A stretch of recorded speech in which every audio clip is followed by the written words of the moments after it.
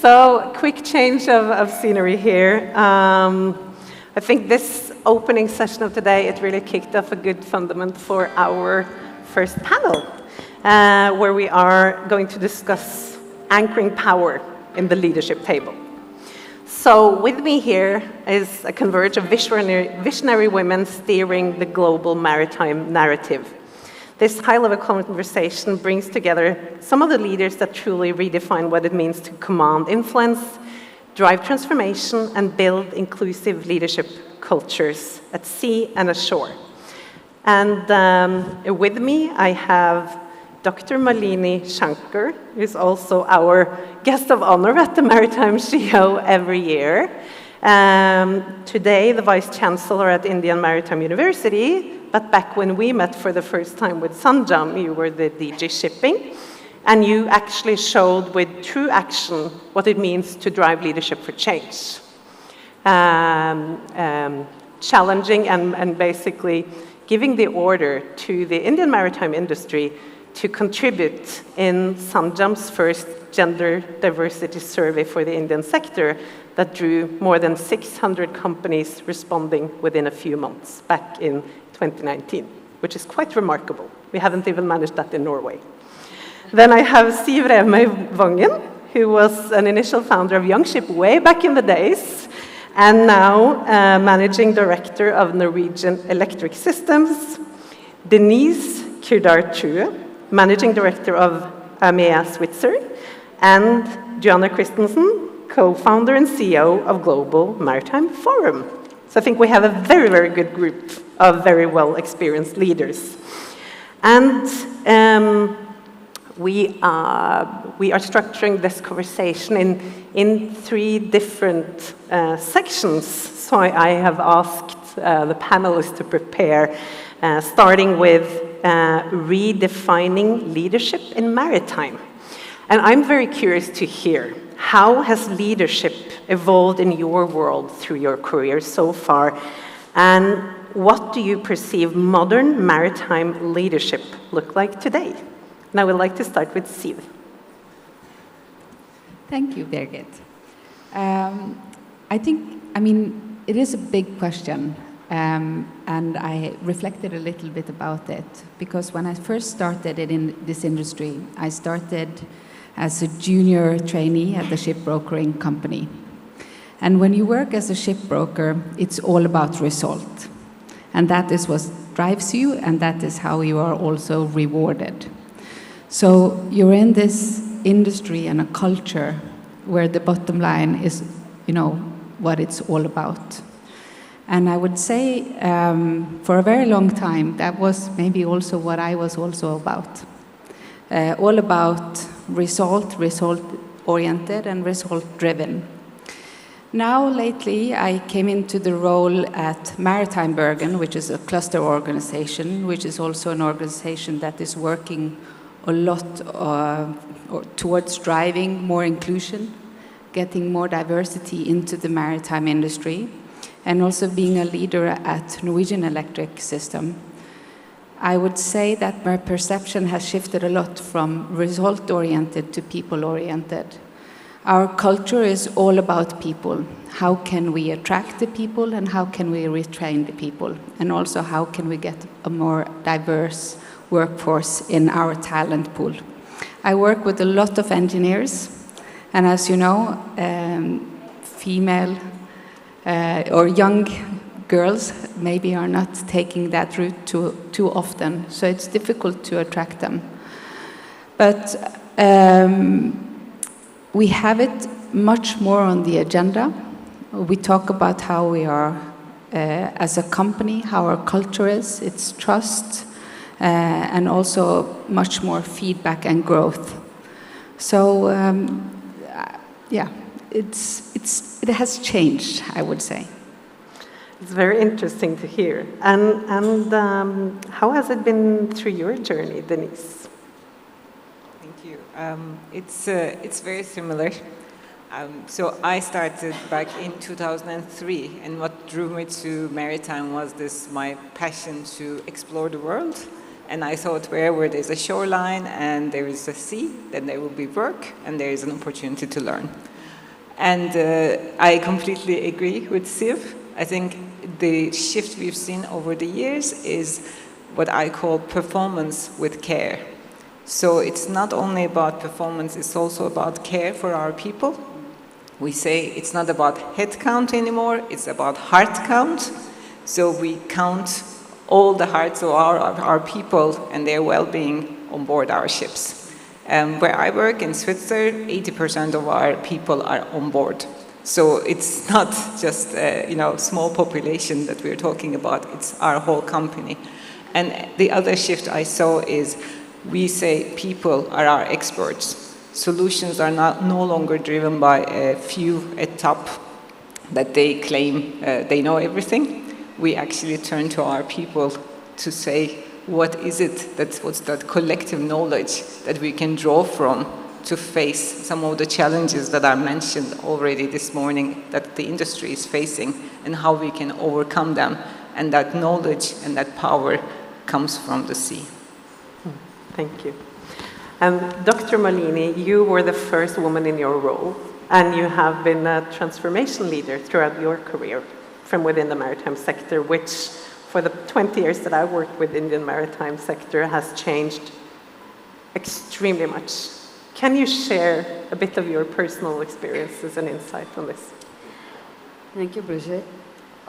Unlike the others who are CEOs in their own companies, I come with the policy and government perspective. And I think all of us know when in the framework of Indian maritime, the emphasis on maritime sector has multiplied manyfold in the last few years, couple of years, 3-4 years, spanning across the entire sector, not limited to shipping, includes logistics and shore jobs. There are more opportunities to engage in, more opportunities to lead across the entire spectrum. I've also seen more women entering this sector, both in shipping as well as logistics, not so much in ports yet. And I also see, interestingly, more entrepreneurship. They're not lifelong seafarers. They would like to go, get off the ships and have an enterprise that would help the sector. Now, with the rapidly evolving developments, both in technology, in geopolitics, as well as trade, what I see changing on the technology sector is it appears that the leadership has gone from operational command alone to strategic and visionary thinking. So that's point number one. And on the management side, the leadership is required to frame new business models, new value chains, and finally digital management, which is going to be both important, critical, and relevant for both the technological and management aspects. Thank you. And it's interesting that you bring up the topic of entrepreneurship, because this summer when we'll launch the first list of 1,000 female founders of ocean and energy at UNOC in Deniz, India was the only non-Western country on the list of the top 10 countries with the most female founders, which is quite interesting, I think, also for the audience here, that there are different ways to climb the ladder and build a really good career as a change maker. So, Johannah, you have been building up the Global Maritime Forum, and how has your experience been on this topic of the evolvement of leadership? So I think my journey in the maritime sector is perhaps a little different than most others in that, first of all, I came to maritime a little later in life. So most of my career has been outside of maritime. And I think the other aspect is that, that speaking of entrepreneurship, I often think and talk about the Global Maritime Forum as an entrepreneurial undertaking. So it's a not-for-profit organization, so it's not with a commercial objective, but nevertheless, it's a startup and now a scale-up, in fact. Yeah. You're what we call ecosystem entrepreneurs. Exactly. Yes, exactly. And from that perspective, I think my experience is also a bit different in that context. Nevertheless, I've engaged and interacted with many, many leaders in maritime, including these lovely ladies here. And I do see some elements that even as in the 10, 12 years that I've been involved in this sector, as things have shifted, I nevertheless see that it's still an industry where the leadership norms are and the expectations of leadership are still quite rooted in tradition, where career pathways are perhaps not as transparent as they ought to be, and where practices and policies often hold back leaders of all backgrounds, and where the culture is perhaps not as supportive of diverse leaders as it should be. And it's sort of interesting because part of this is what has led us to establish a work program within the Global Maritime Forum that is focused on diversifying maritime leadership. And we've actually, and I've promised my colleagues to plug this. We've literally just come out with a report on this, and I hope I can share a little bit of what we've learned about that in this context. But I really do think that not only our own experiences, but also, the study shows that that we have quite a ways to come. There's progress, but we've quite some way to go still. Yeah, I definitely agree. And I think definitely that the traditional leadership culture in our industry is not necessarily what the younger generation will expect in order for choosing their paths and their employers in the future. So what are, if you try to kind of sum up in only like a few key words, what does or what should modern maritime leadership look like? If you look at like the capabilities. Deniz, we can start with you. I think we talked about influence a little bit, right? And going forward, if any one of us are thinking just having the authority or the power is going to be enough for leadership, I think that's probably misleading. Influence is super important, and getting to the hearts and minds of our people to drive change is super important. So the leadership here is to really allow that space for others to succeed, and it's about creating the purpose and clarity for ourselves and for our organizations and for our people to drive towards the change that we achieve. I always say, it's not about me. It's never about us as leaders. It's about the purpose that we are trying to drive towards. Thank you. And Siv, in Norway for many years now, we've had the Maritime Meetup, which enables a lot of our senior industry leaders to explore reverse mentoring as well, that has maybe given some other perspectives. So what's your key points on this? No, it's not. Oh, here it is. Ah, there you go. Yeah. So, I mean, from my perspective, I've seen, or I experienced change from when I was young, and what drove me towards the young people that are coming into the industry today. You mentioned a little bit about inclusion, but also purpose. I feel young people that are coming into our industry, they demand purpose. Why should I be here? Why are you worthy of my time and my experience, so to speak? So the tables has kind of changed a little bit. So I think for us, working as leaders in the industry and as company competing, for the future talent, we need to have this awareness that young people, they want purpose, and they also want work-life balance. So it's a completely different world, I would say, today than when I also started back in early 2000. And for me, I think it's inspiring because it also motivates me to kind of change and evolve and also want to become better as a person and as a leader. And I think this is something that will also benefit our company as we are on a growth path. It's interesting because we move from leading top down to maybe lead from the bottom up to grow and nurture people. And Dr. Malini, I think we've seen a lot of this also in the Indian sector. I think our session yesterday with students and cadets on stage really showed how the young generation is truly changing, much more outspoken, bold, and proactive. So what will be the key leadership capacities for the modern leaders seen from your perspective? I will just divide it in two parts. I think just a few minutes earlier, Mr. Jose Matekal, he actually related the story of how Sanjam influenced somebody and how indirectly it helped somebody right at the bottom. I'll give another example. And it need not come from just a woman. That's why I need to give the other example.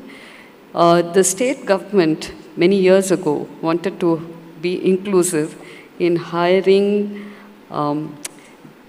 the base level people, women, to be electricians. It's called wiremen, electrical wiremen. These are the people who go to the villages, and when the transformer shuts down, they climb up the poles and actually set everything right. And they were just men. So the state government actually said, okay, state government means one person who was heading the electricity board, said we need to hire women. So they got 600 women from the villages who had passed only 10th grade, and they hired them, trained them. But what was very interesting, I found, because I was invited to speak to them, was in the process, they had to change the uniforms so that the women can carry everything in their way, because the men carry it a different way, and they had to modify the uniforms, modify the toolkit, so that they could climb up the pole and do their work. It's a different set of story that I can relate about how the women were very happy to do that and they didn't feel intimidated. But what I wanted to say is that leadership of somebody heading the electricity department to not only say, I want to be inclusive, I want to get these tribal women from the small villages, I will give them a job which is not at all traditional, but I will also think about, how they can perform, to facilitate it. I think that's what leadership is about. The second part, as I said, is I remember when I entered service, I was a trainee officer, and the boss said, listen, there are two types of leadership. One is you do all the work, you keep doing all the work, you have to prove that you can do the work. And it is easy in the beginning, but you're going to do all the work in the end. The second type is you empower and you enable and you make sure there's a second line of command understands your common objectives. That's harder in the beginning, but in the long run, that is easier for you. And I think that's the second kind of leadership, which is harder in the beginning, that I would recommend, because once you have a group of people who understand what your objectives are, they'll be able to translate it, they'll have a direction, they'll have, a goal, and it gets done, irrespective of which sector, but maritime sector probably needs a lot more. I agree. When it comes to safety, if I can just add one more thing. Absolutely. Yesterday I met a youngster who said, ma'am, there is no session who tells us how the companies and the organizations are actually making it safer for women to be on board. Good point. I didn't have an answer to that. No. So I said, yeah, we'll include that in the next year's sessions. Yeah. Next year. Absolutely, we'll make some notes of that. Very good point. And Johannah, you also coming in from other industries before. What do you see as the key capabilities for modern leadership that we need? Well, I think I'd probably build on some of what Deniz started on, which is really thinking about how what is valued must change over time. And I think that's something that's also backed up by research, and that there are, you mentioned this as well, Siv, that there are new expectations amongst the next generation of leaders, and we need to be better at recognizing and valorizing those skills. And some of the ones that are that come up in that regard have to do with empathy, systems thinking, really with purpose and other elements like this. So those are some elements that sort of, in terms of what drives and what are the sorts of skills that are needed in leadership. But I think it's important not only to talk about values and this kind of element, but also think about the practical of it. And there's so much that still needs to be done to make the maritime sector comport with modern expectations in many ways. One element that we've looked quite a bit at is, how to make parental leave the norm within the sector, like proper parental leave, whether you work onshore or at sea, it should not make a difference, right? To be more supportive of families and growth and the different life stages that every person goes through, whether they're a woman or a man, right? Or no matter what identity they have. I think those are the sorts of things that I think we need to be better at recognizing and making sure we tackle as an industry. Yeah. Because those that we compete with for the best brains and heads are not our own fellow industry companies. It's all of the other industries that are more visible and kind of very up in the face of the young generation. And they will have very different requirements. And that segues us very well into the next part of this conversation, where I want to dig into your perspectives on power with purpose, because we do see that the young generation of today, as we are in a world with extreme turmoil, lots of challenges, lots of huge crises to tackle for humankind in the years and decades to come, we also see that the talents, they want more kind of safety, security, but they also, into bigger degree, and even those that are already grown-ups and well into their careers, to a bigger extent, they also want to do something that is meaningful. So I want to hear, how do you balance influence with impact? And what values is it that you hold inside that anchor your key decisions as leaders? And I will start with you, Dr. Malini. I think part of that was answered when I spoke. Yeah, I will keep it very short. I think it is, if I can summarize it in 3 words, it's discipline with empathy. It's a field which requires a lot of discipline, much more than others probably, and the youngsters do feel it. But a lot of empathy needs to seep in from not just for the cadets and the employees, but more from the employers. I think that's what I would say. So if you're saying power with influence, it's discipline with empathy. Yeah. And you have also used your role numerous times to really push the transition from inside. Yeah, not just filling the role in the same way, but really actually accelerating change on your guard. Yes, and you know, there's a larger perspective of a larger canvas of what is the direction and what are the, the end product. But intermittently, you have to look at the details also. For example, when we transitioned to e-governance as DG Shipping, we were introducing this, and the COC renewals used to take almost a year. And when we transitioned to e-governance, there would be resistance, there would be reluctance, there would be laxity, and I had to sit down with them and say, test it. They said, no, but the testing would cost 1 crore rupees, millions of rupees, because a beta testing is very expensive. So you have to be lateral thinker and say, okay, the dozens of seafarers who are coming to take their oral exam every day, just randomly pick one after the exam, make them sit down and look at the computer and see whether this the software that we prepared is okay. So it's a question of looking at the top and also looking at the details. Absolutely. Yeah, that's how you get and the team has to be with you. Thank you. And Steve? What can I say? Today I'm the CEO at Norwegian Electric System, which is wonderful, but my journey has never been about wanting to become a leader. It's never something that I've aspired to. I just love the challenges. So when you get a challenge, my perception is, oh, I can do this, like the Pippi vision of it. So when I came into Norwegian Electric System, I would say it was a company with great potential.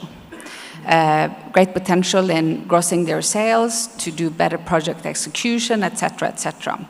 So I came into the role with the experience that I can do this on the sales, I can do it on the operational part, etc. But as we grew, I understood that I'm not a good leader if I'm supposed to do this, by yourself. You need to get the people to work with you, right? So being a leader is something that you need to work with and on every single day, and I think that you will never be fully learned in that trait. So as we have evolved, we have grown, and we have done, a big transition in our company.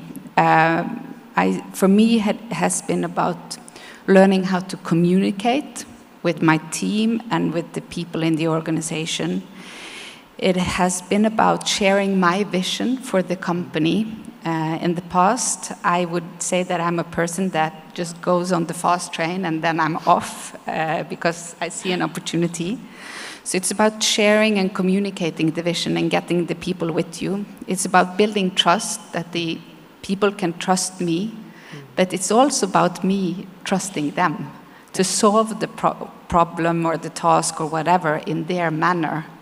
Maybe completely different from what I would have done, but that's perfectly fine, right? And including them in why we are doing the things that we're doing and empowering them in this journey.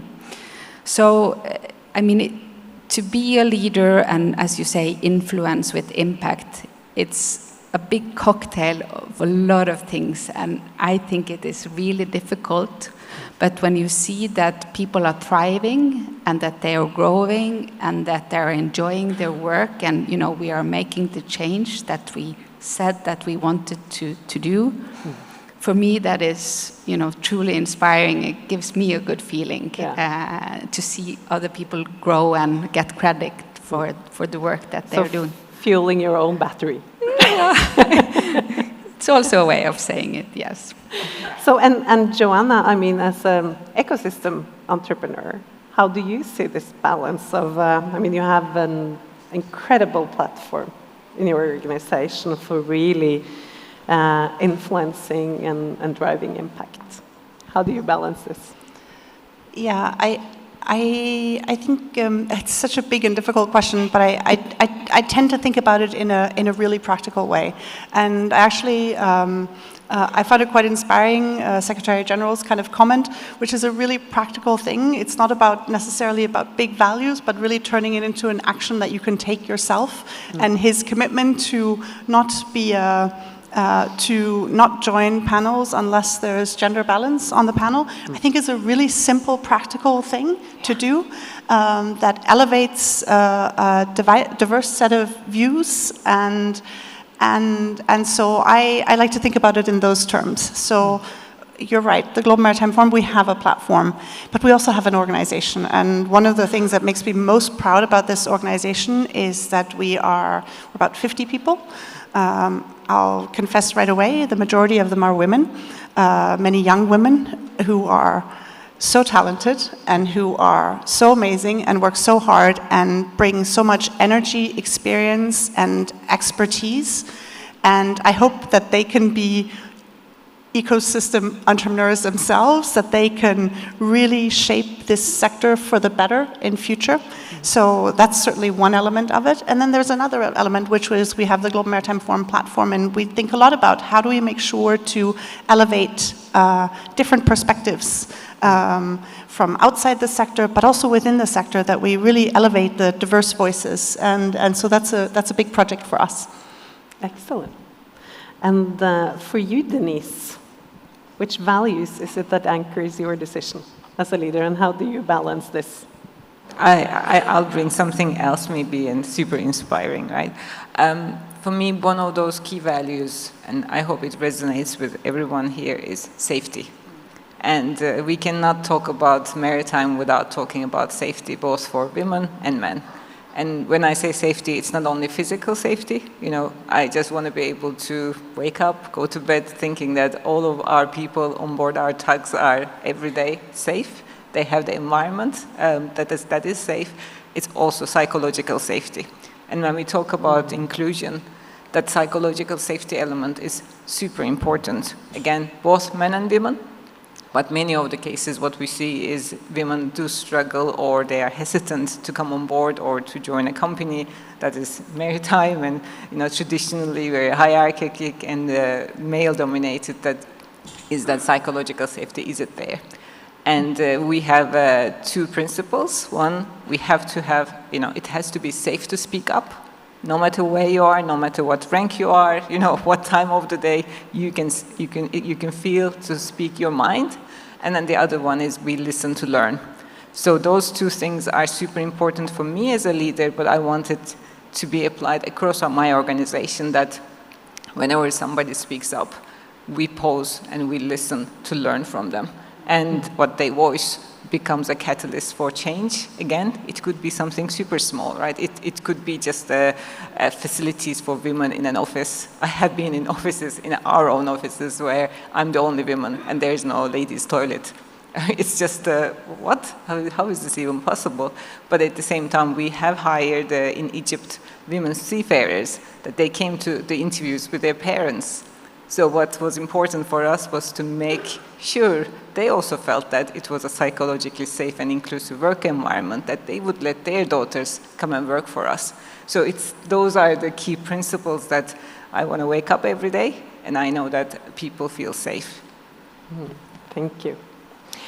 Now we are going into the third part of this conversation, which is about charting the next course and which future that we want to see for women and young professionals in maritime. And I will kick off this part with sharing what I want to see in the future, and then challenge you to follow. So we have worked with female leadership over many, many years, right? And what I've seen over the years is that, of course, you can do so and so much in established organizations and within legacy organizations. Where you can do more is when you have female ownership, female entrepreneurship, and kind of the integration of inclusion from the beginning. So we started out this project of starting to map globally female founders around the world. And now we have set the target of mapping 10,000 female founders of ocean and new energy by the end of the ocean decade, 2030. And we are kicking off now with India as the first partner with female student interns on the ground here in Sanjam's team from January to extend the mapping of India, subcontinent, and Southeast Asia to have a really good representation. The reasoning behind that was, number one, that it should be easier for everyone to find the female founders that are already there, to back them financially, to make business with them, and for them to get to know each other and to inspire more women to become entrepreneurs. So that's my very clear target and mission ahead. And now I want to hear from you. What future do you want to see for women and young professionals in maritime? See, you can go first. Well, I mean, I just hope that, I mean, Marianne talked about the work that the Norwegian trade ministers are working with to get more female to choose a maritime path. And that is something that I truly support. And it all starts with education. So I just hope that, you know, young girls see the opportunities that are actually there in the maritime industry, in commercial and operational, but also technical roles. But for them to have that opportunity, they need to choose the right path, right? So they need to do the maths, the tough choice or the tough courses at school, which I think many young girls, especially in Norway, are choosing actually not to take. They're choosing the soft courses, unfortunately, as we see it. So for us, working as female in the industry, in Bergen at the west coast of Norway and Norway in general, I think it's extremely important that we just continue to preach all the different opportunities that they can actually find in our industry. And we are growing, and we do need the brightest mind from 100% of the talent pool to evolve and to grow further. So I think just to back up and support the program that our government has started, but also to take part in the initiatives that we have, as you said, the Maritime Meetup to support youngship, but also to go out and speak in schools. And in Bergen there is one particular program that it's called with the Bergen municipality, that's called Hva vil du bli, which is what do you want to become? And I think companies should go out and participate in these programs to get the young people in and show the different opportunities that are there, because it's a wonderful industry to work in. And I truly hope that more are choosing this path. I agree. Good points. Deniz?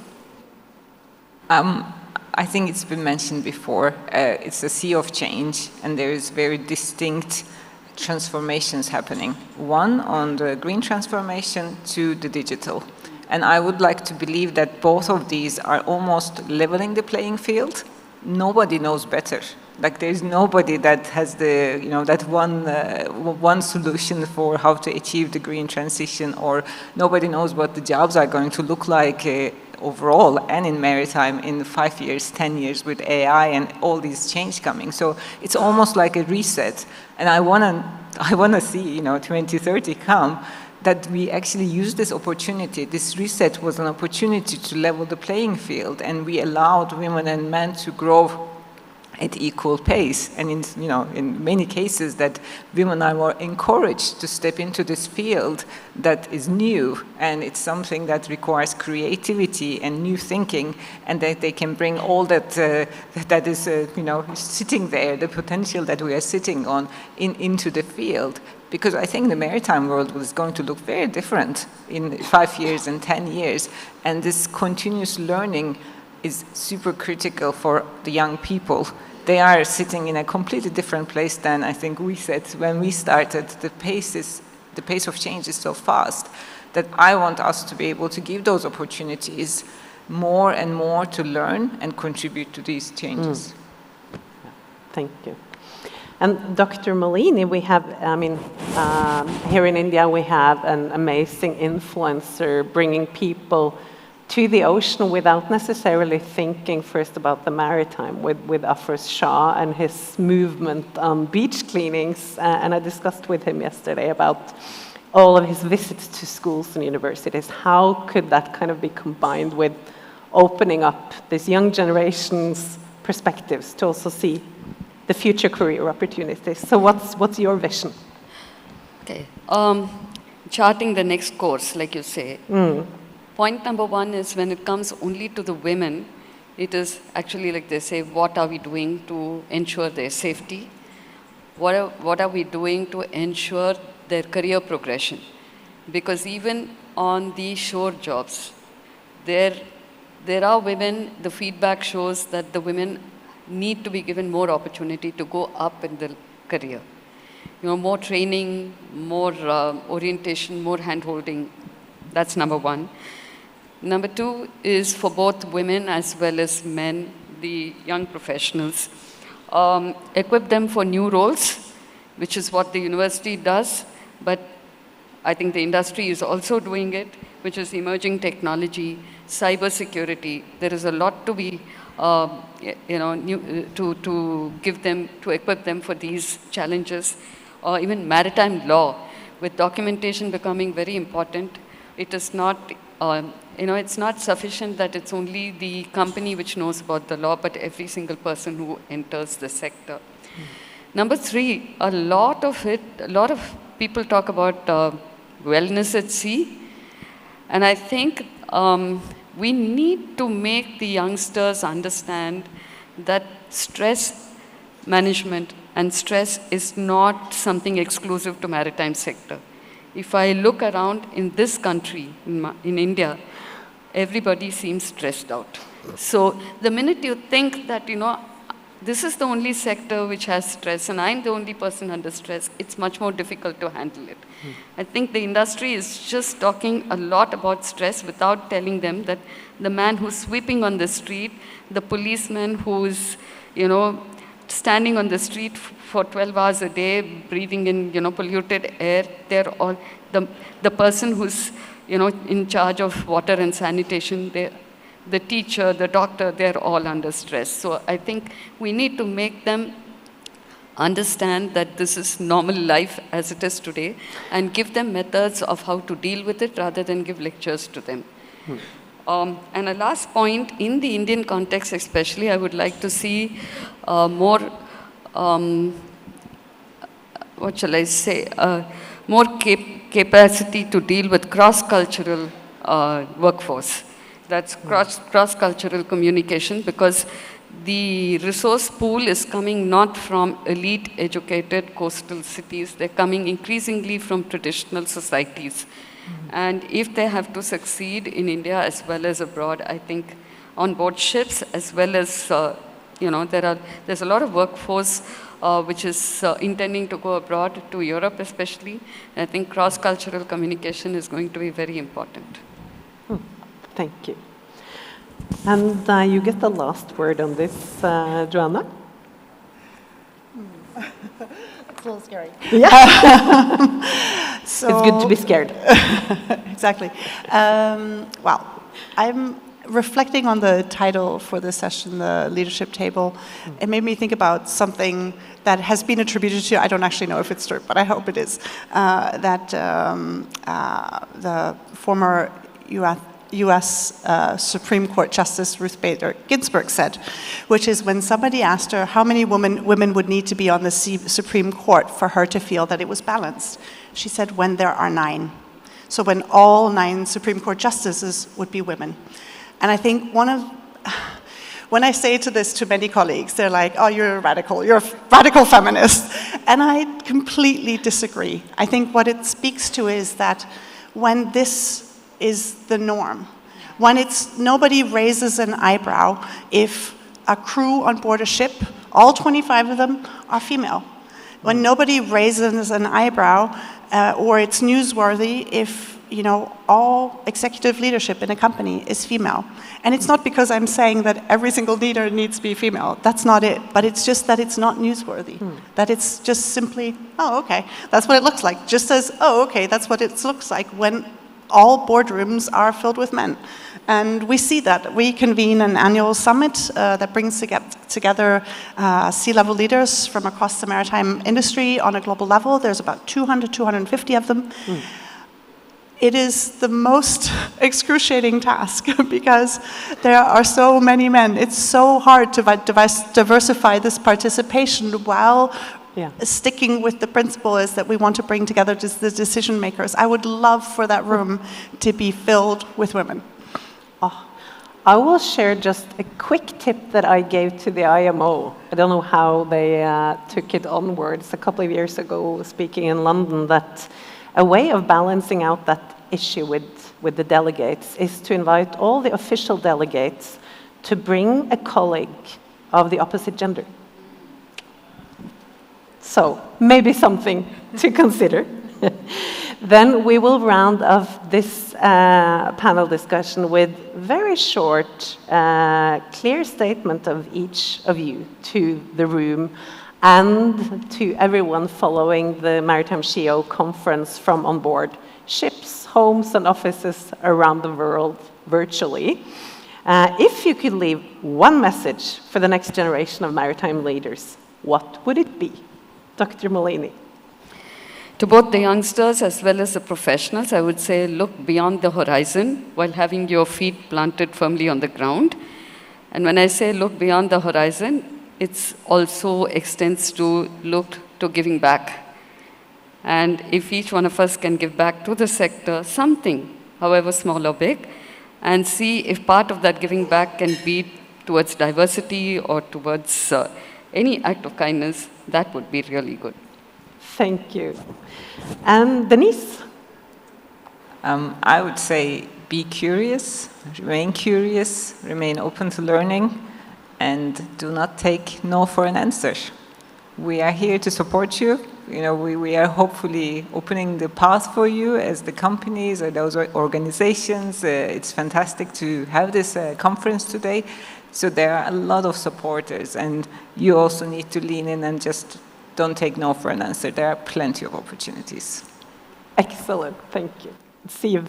Yeah, I actually will build on what Deniz said, but also what Sanjam said in our opening, and share actually my personal motto, and that is, no is just an opportunity to get a new yes. So keep going, expect disappointments, because they will come. And even though Deniz says that we are here to support you, not everyone is. So don't expect that, but don't lose faith. Just keep going and work and strive towards what you want to. So keep going, and because we need you. Excellent, so grit. And Johannah. I have nothing to add to that. I honestly, Deniz, you're my hero. Don't take no for an answer. It's the best motto ever. So if I can just put my vote on that one. Absolutely, you can.